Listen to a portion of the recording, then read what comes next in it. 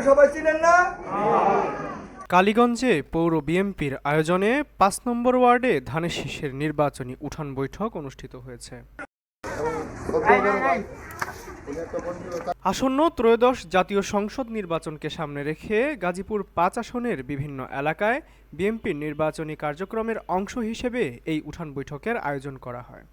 আজকে একটা সুযোগ আসছে, আপনারা নির্দ্বিধায় ভোট কেন্দ্রে যাবেন। বিকেলে কালীগঞ্জ পৌরসভার ৫ নম্বর ওয়ার্ডের বালিগাঁও গ্রামে মরহুম আব্দুস সালামের বাড়িতে এই উঠান বৈঠক অনুষ্ঠিত হয়।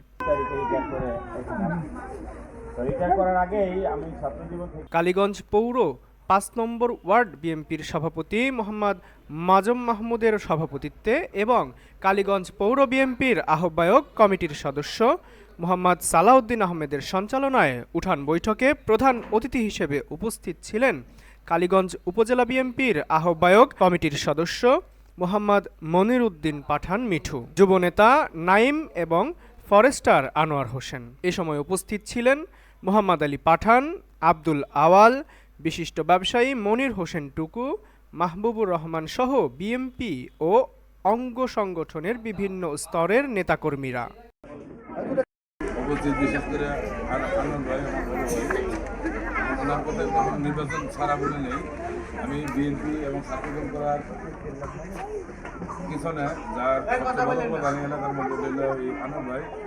ওই দিন রাত সবসময় বিভিন্ন পরামর্শ দিতে আমাদের এই আমাদের বড় ভাই আনন্দ ভাই আমাদের মানে দল করার পিছনে ওনার অনেক অবদান।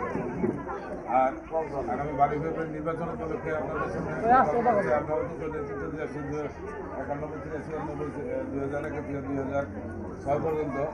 আপনার আমার মনে হয় না আমাদের এই এলাকার মধ্যে বিএনপি যুবদল কত লোক হয়েছে ওনারা মিথ্যা মামলা দিয়া বিভিন্ন ইমানে কই